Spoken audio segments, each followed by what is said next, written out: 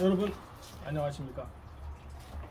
이번에 제가 만들 영상은요, 저희들 회원들이 많습니다. 많은데 차종도 많지요. 차종도 여러 대다 보니까 다 차종마다 4휠 드라이브, 저희들이 쉽게 생각하는 2휠, 4휠, 4로우 뭐 이런 거는 다 뻔한데, 그 외에 스위치들이 있는데 그런 스위치들을 어떻게 작동하는지를 모르시는 분들이 많더라고요. 거기다가 특히 요즘 나온 새 차들은 트랙션 컨트롤이라는 게 있는데, 거기에 관계된 여러 시스템들이 있는데 그걸 잘 활용을 못 하시는 분들이 많아서, 오늘은 차종을 불문하고 브랜드를 불문하고 누구나 자기가 가진 4휠 시스템을 최대한 활용할 수 있는 그런 방법, 그런 설명에 관한 영상을 만들기로 했습니다.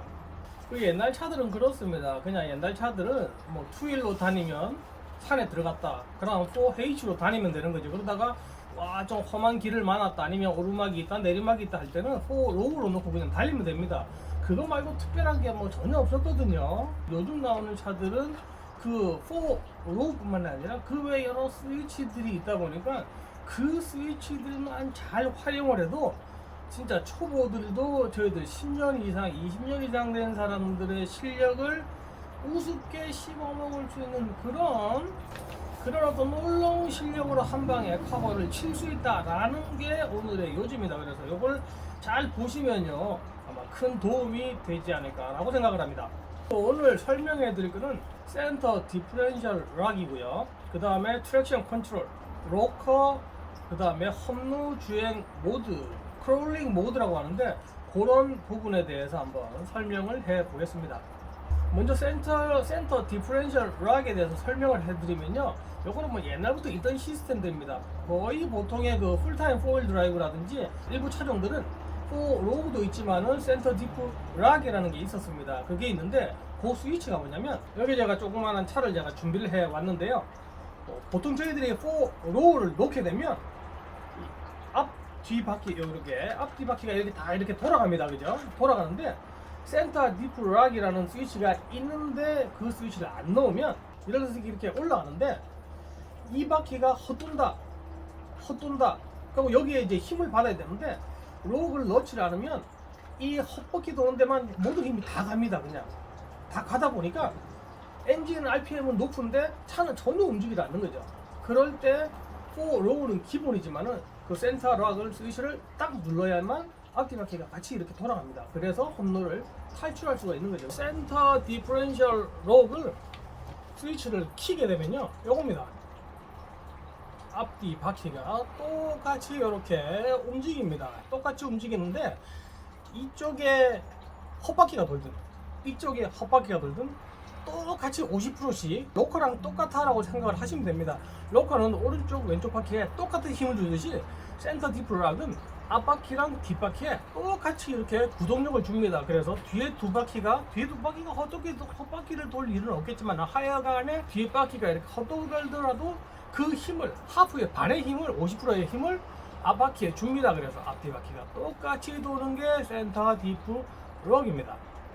특히 풀타임 4휠 드라이브 같은 경우에는 센터 디프 락이 있습니다. 그래서 4로우로 나왔을 때는 꼭 디프 락 스위치를 넣어야 된다 라는 걸 말씀을 드립니다. 처음에 트랙션 컨트롤의 종류에 대해서 설명을 드렸는데요, 많은 분들이 헷갈리는 게 트랙션 컨트롤 부분입니다. 실제 트랙션 컨트롤도요, 크게 세 가지로 분류가 됩니다. 첫째는 ETC라고 해서 엔진 트랙션 컨트롤입니다.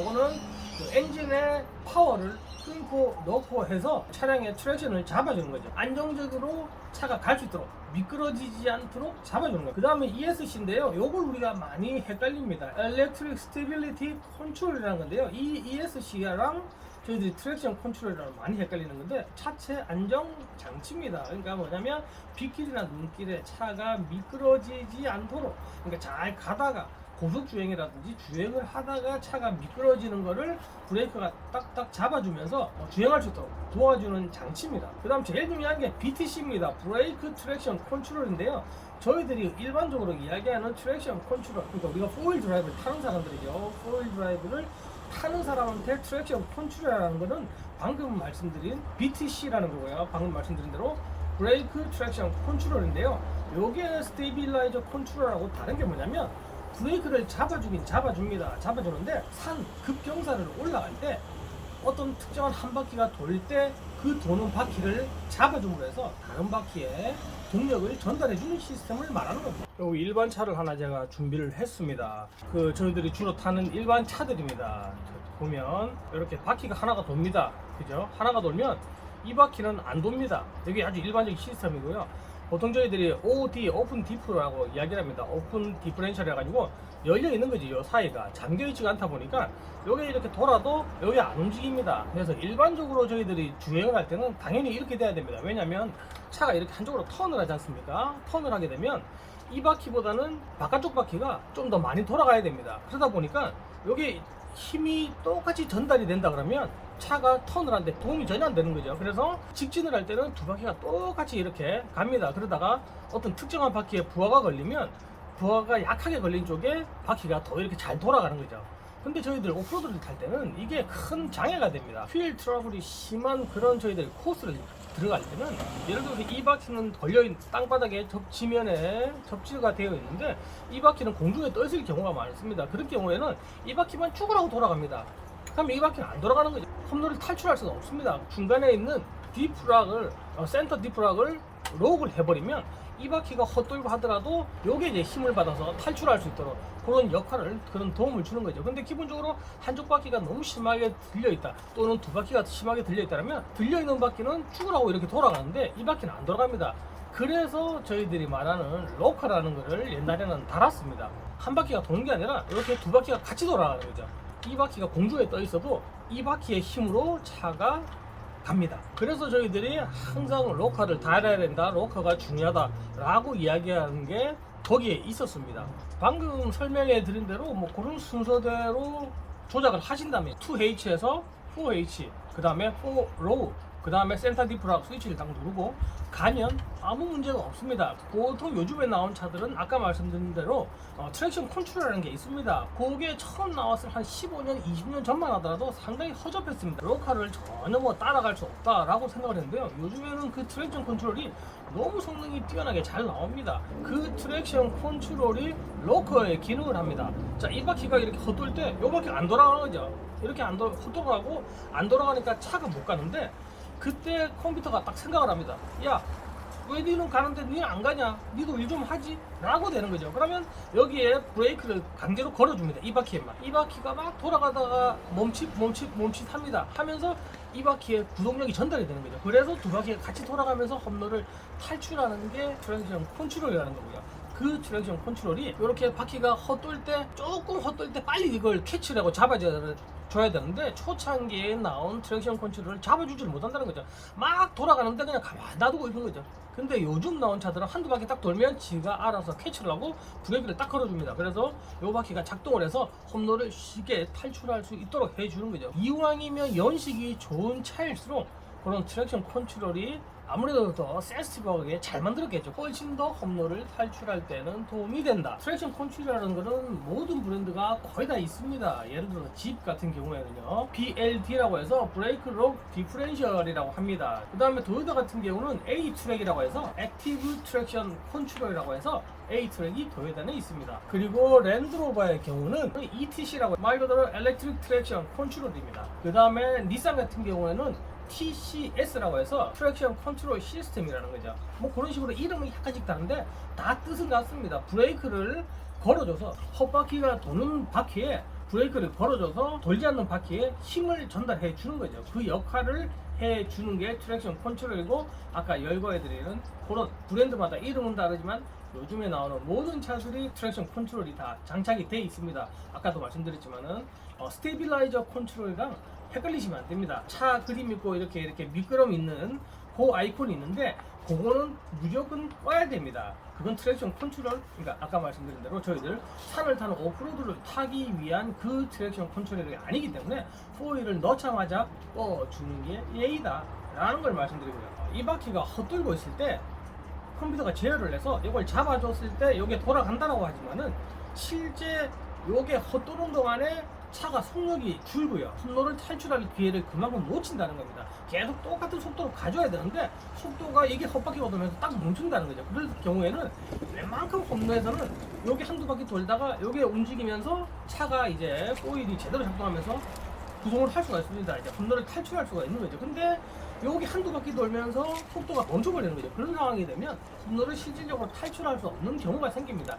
그래서 로커라는 것을 저희들이 설치를 합니다. 왜냐하면 로커 같은 경우는 뭐 처음부터 뭐 생각할 게 없이 스위치를 넣음과 동시에 제가 생각하는 게 아니고 무조건 돌아가는 거죠. 네 바퀴 모두가 트랙션 컨트롤이 구동을 할 때랑 두 바퀴가 로커가 걸려 있어서 두 바퀴만 신경 써야 될 때 하고는 완전히 차이가 있다는 거죠. 속도는 계속 아까 말씀드린 대로 가다가 쓰는 상황이 생기지 않다 보니까 훨씬 더 트랙션 컨트롤만 있을 때보다 뒷바퀴에 로커가 있을 경우에 훨씬 더 험로를 탈출할 때 유리하다라는 겁니다. 그래서 요즘 차들이 뒤에 로커가 있습니다. 보통 일반적으로 트랙션 컨트롤도 있고 뒤에 로커까지 옵션으로 딸린 차들은 미끄러짐 모양 있는 그 아이콘이 저절로 딱 켜지면서 그거에 오프가 됩니다. 그래서 신경 안 써도 되는 차도 있고요. 아니면 그걸 스위치를 넣어서 또 꺼줘야 되는 차도 있는데 그거는 뭐 차종마다 다르니까 그거 보시면 되는데 계기판에 미끄럼 방지 표시가 꺼져 있는지 뭐 그거 확인을 해 보시면 아시는 거죠. 그래서 그게 안 꺼져 있다 그러면 내가 매뉴얼을 찾아가지고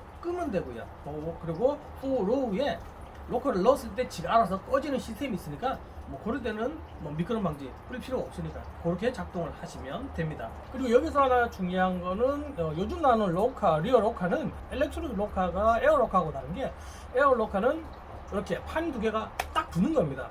에어의 힘으로 이걸 딱 붙여주는 거죠. 근데 이 로카, 일렉트릭 로카의 경우에는 일종의 기어링 같은 게 이렇게 딱 붙는 겁니다. 바로 딱 붙는 경우도 있지만은 이런 경우에는 여기에 딱 돌아야 되는 거죠. 그래서 4분의 1바퀴 정도가 최고죠. 최고 4분의 1바퀴가 돌아서 딱 붙는 거기 때문에 코스를 탈 때 헛바퀴가 도네 했을 때 넣는 것보다는 이왕이면 코스를 타기 전에 이 코스가 험하다 라고 생각될 때 그때 리어 로커를 스위치를 딱 넣어주시면 차가 움직이면서 로커가 딱 걸리면서 험로를 통과할 수 있습니다. 다시 한번 기억해야 될 게 리어 로커는 미리 넣어준다. 언제 미리 넣어주냐? 코스를 타기 전에, 험로를 타기 전에 비포장을 들어가자마자 넣는 게 아니라 로우를 넣자마자 넣는 게 아니라 여기에는 헛바퀴가 돌 만큼 코스가 좀 난해하다 라고 했을 때 그때만 리어 로커를 딱 넣어주고요. 그 코스를 통과하자마자 리어 로커를 꺼주는 게 맞다 라는 말씀을 드립니다. 그리고 뭐 한국 분들 집, 랭글러, 루비콘 뭐 그런 거 많이 타고 다니시는데요.